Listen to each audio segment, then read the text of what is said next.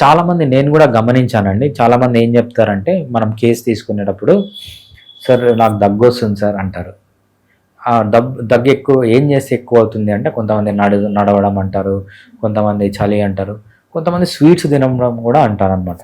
బేసిక్‌గా స్వీట్స్ తిన్నప్పుడు దగ్గు ఎక్కువవుతుంది అనేది అది నాన్ సైంటిఫిక్ అనమాట. మేబీ మనకు బియాండ్ సైన్స్ మనకు దొరకని కొన్ని రీజన్స్ ఉంటాయి. దాంట్లో ఇదొకటి. కొంతమంది నేను చాలా మందిని స్వీట్స్ తినడం వల్ల దగ్గు ఎక్కువవుతుంది అనేది గమనించాను. మేబీ స్వీట్స్ తినేటప్పుడు కొంచెం ఏదన్నా పార్టికల్స్ గొంతులోకెళ్ళిపోయి, లంగ్స్‌లోకెళ్ళిపోయి అదేమన్నా దగ్గుని ట్రిగ్గర్ చేస్తుందో ఐడియా లేదు గానీ, బట్ సైంటిఫిక్‌గా అయితే దగ్గుకి, స్వీట్స్‌కి సంబంధం లేదు.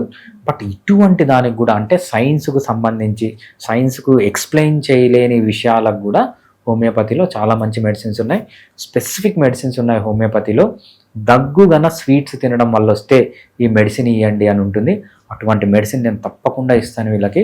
ఎటువంటి దగ్గైనా స్వీట్స్ తినడం వల్ల పెరిగేది ఒక పెక్యులర్ సింప్టమ్ అనమాట.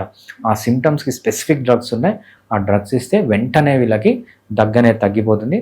అంత బ్యూటిఫుల్‌గా హోమియోపతి ఇటువంటి సైన్స్ కూడా ఎక్స్‌ప్లెయిన్ చేయలేని డిసీజెస్‌కి ట్రీట్మెంట్ చేయొచ్చనమాట హోమియోపతిలో.